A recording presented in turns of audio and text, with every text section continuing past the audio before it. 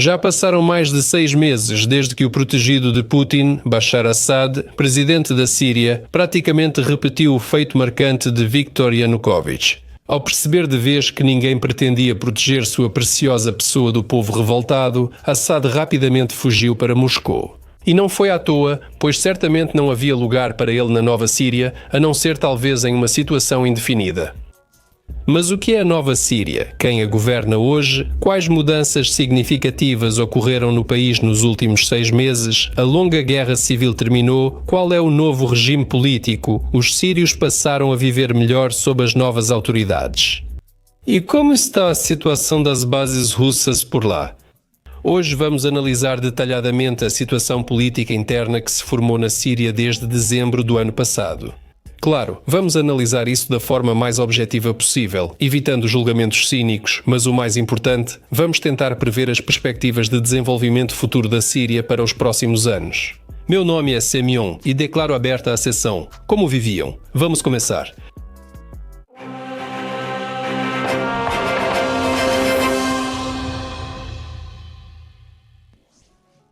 Como caiu o regime de Assad?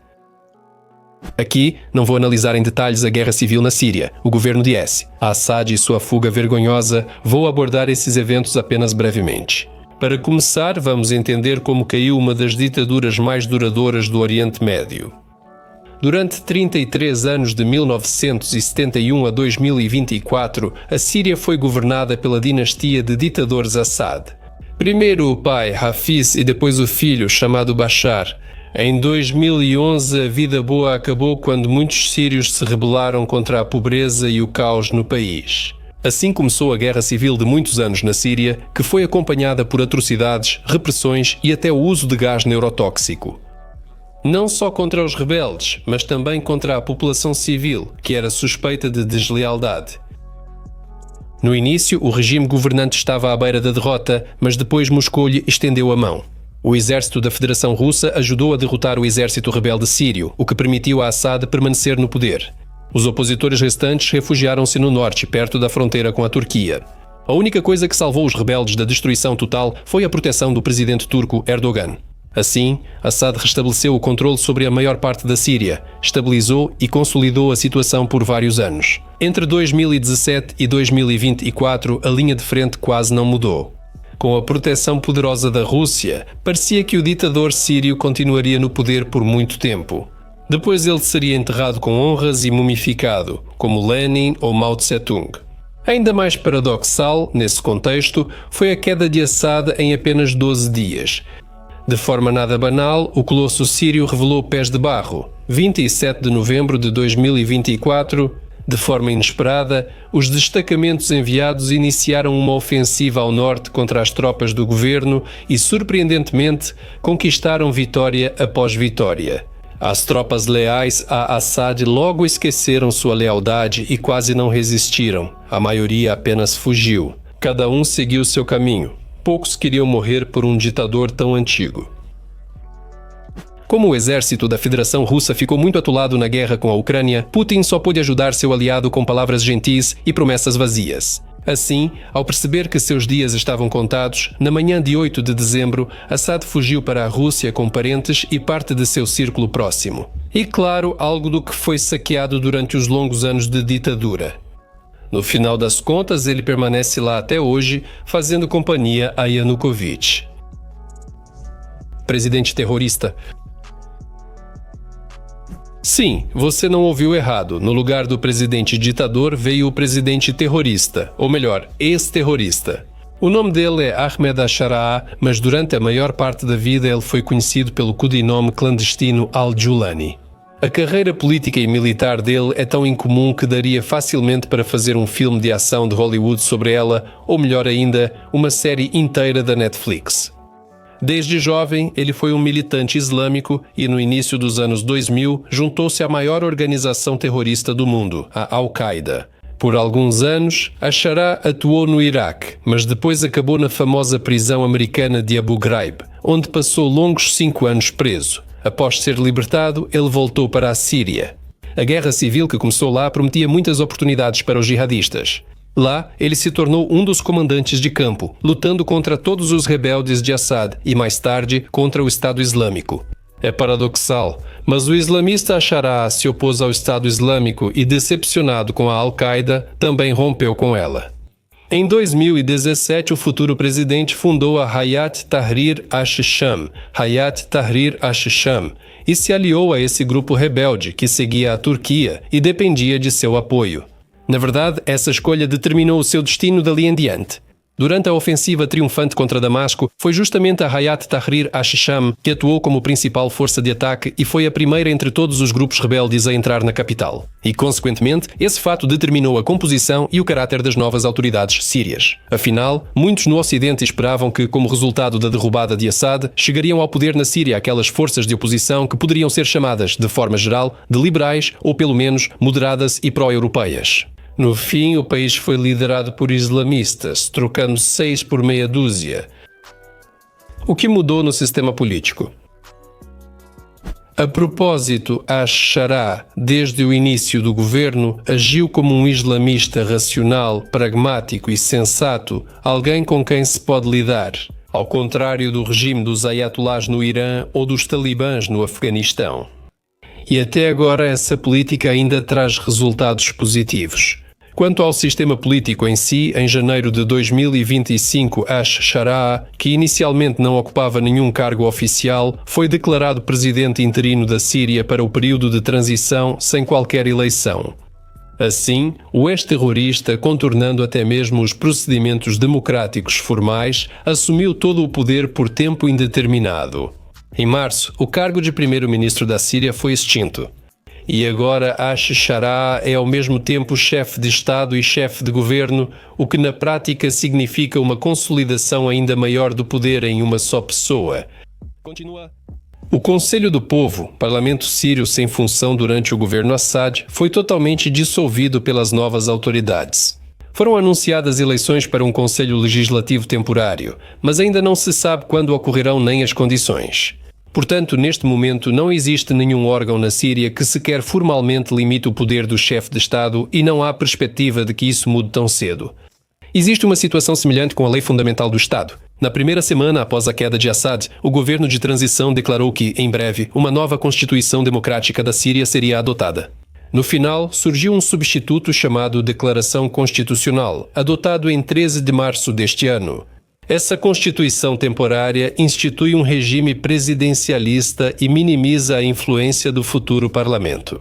O Islã é destacado como fonte principal da legislação, enquanto são garantidos direitos e liberdades humanas, inclusive a igualdade das mulheres. A aplicação desses direitos na prática gera muitas dúvidas. Em resumo, já é possível afirmar que não há nenhum sinal de democracia na Síria. Está claramente se formando um regime autoritário de tipo personalista, semelhante ao da Turquia ou do Egito, que, na essência, pouco se diferenciará do regime de Assad. Como se costuma dizer, lutaram contra uma coisa e acabaram caindo em outra: repressão e expurgos.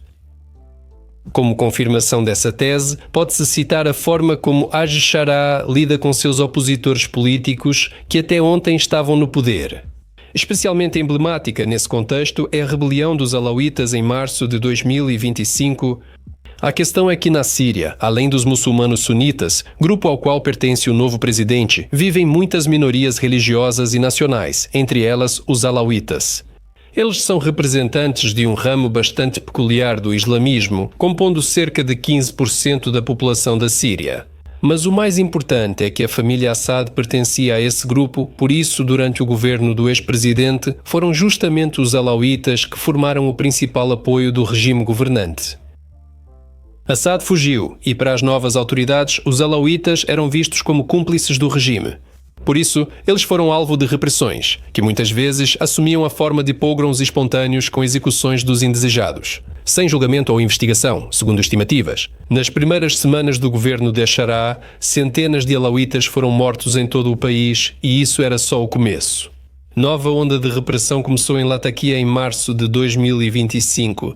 Em poucos dias, forças de segurança formadas por ex-milicianos prenderam cerca de 2.000 pessoas, principalmente de minorias alauíta, xiita e cristã. Esses acontecimentos esgotaram a paciência. Em 6 de março, alauítas se revoltaram em Latáquia, e os protestos logo viraram confrontos armados violentos.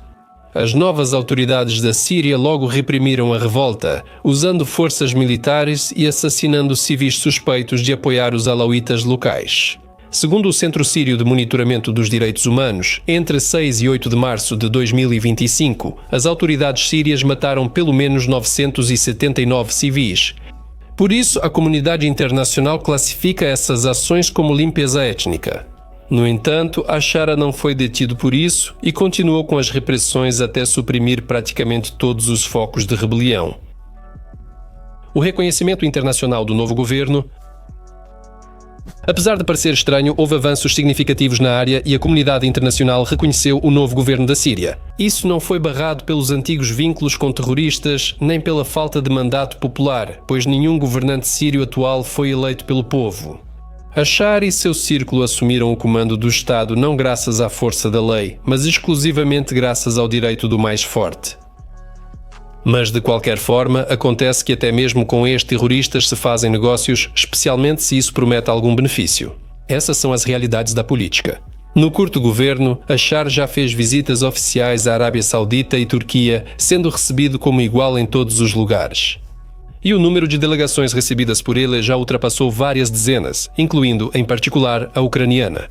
Mas o mais importante, aos olhos do mundo inteiro, quem legitimou de forma definitiva e irrevogável o novo presidente sírio foi ninguém menos que Donald Trump. Em 14 de maio de 2025, durante sua turnê pelos países do Golfo Pérsico, o presidente americano se encontrou com muitos líderes de estados muçulmanos, incluindo o da Síria. No entanto, apesar do reconhecimento internacional das novas autoridades, por exemplo, o próprio Ashara ainda consta nas bases da Interpol como um dos terroristas procurados. Os Estados Unidos da América e Israel ainda oferecem 10 milhões de dólares por sua cabeça. Talvez a culpa seja da máquina burocrática, sempre atrasada e lenta. Ou talvez americanos e israelenses estejam mostrando ao presidente sírio que sabem quem ele é e que sua postura em relação a ele permanece a mesma. Quem sabe a política internacional é assim mesmo. Onde estão as bases russas na Síria?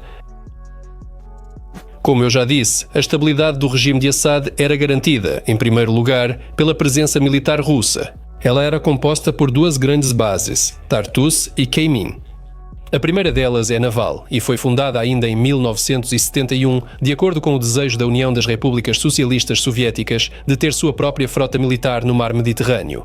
Isso ajudava a resistir à influência dos Estados Unidos da América na região. Lembro especialmente que a Grécia e a Turquia, que ficam nas proximidades, são membros da OTAN.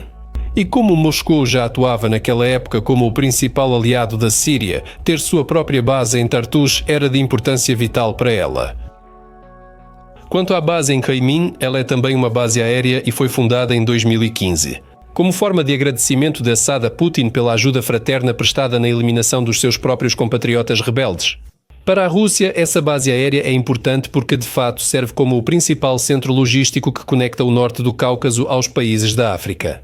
Isso permitia às autoridades russas transferir rapidamente mercenários para países do norte e centro da África.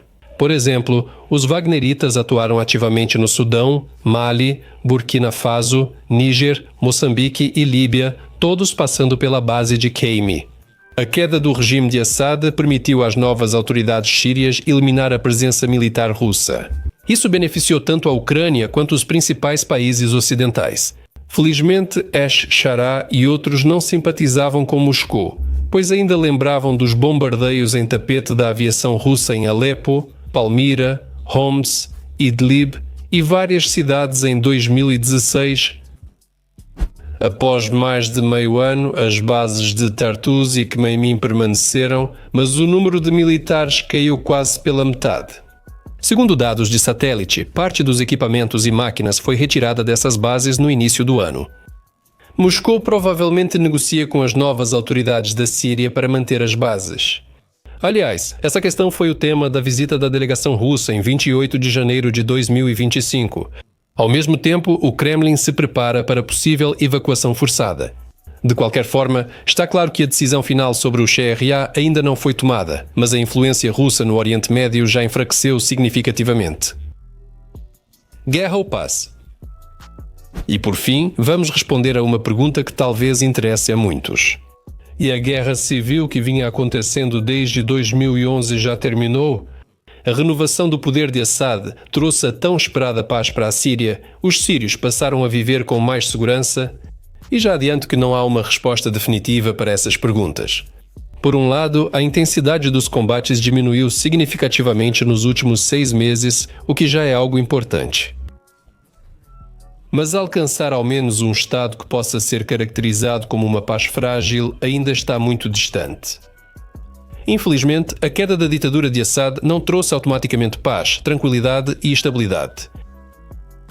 E embora o governo da Sharaa seja reconhecido por todo o mundo como o único órgão legítimo de poder na Síria, na prática ele, assim como seu antecessor Bashar Assad, controla pouco mais da metade do território total do país. As novas autoridades controlam as principais cidades, como Damasco, Alepo, Homs e áreas próximas.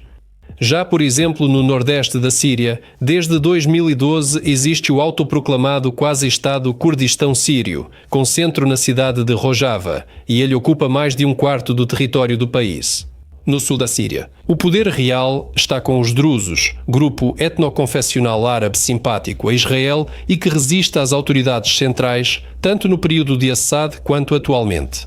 Também, nas fronteiras com a Jordânia, formaram-se grupos de ex-rebeldes que rejeitaram as novas autoridades e hoje sobrevivem de saques e tráfico de drogas. Perto do Iraque ainda circulam remanescentes do Estado Islâmico que, na verdade, estão em guerra contra todos. Há muitos soldados desertores do exército de Bashar al-Assad no país que também rejeitam as novas autoridades, como os alauítas. De modo geral, quase todo o território da Síria enfrenta instabilidade devido à ameaça de violência e à fraca ordem pública. Ao mesmo tempo, o povo sírio expressa sinceramente alegria pela queda de Bashar al-Assad, mas está muito preocupado com seu futuro. O futuro deles é incerto. Então, o que mudou afinal?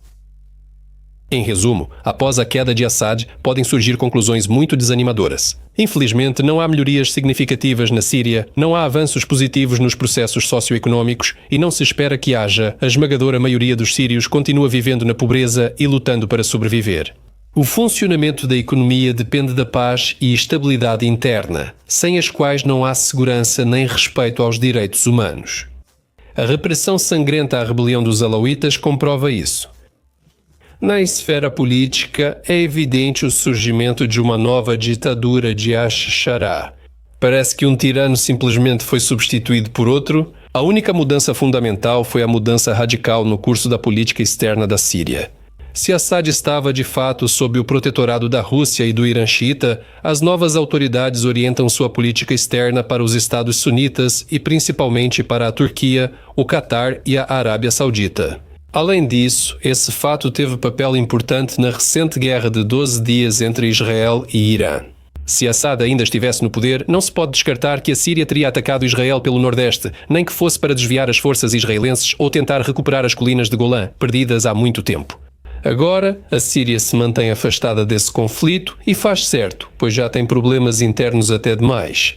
O desenvolvimento futuro do Estado vai depender diretamente dos processos políticos internos. Se houver estabilização, mesmo que apenas uma suspensão do conflito por um longo tempo, a Síria tem chances de se tornar, se não um Estado desenvolvido e democrático, pelo menos um país bastante aceitável para a vida e o desenvolvimento das pessoas comuns.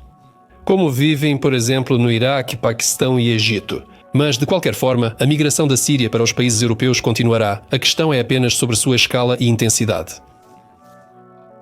O pior cenário pode ser uma nova onda de guerra civil.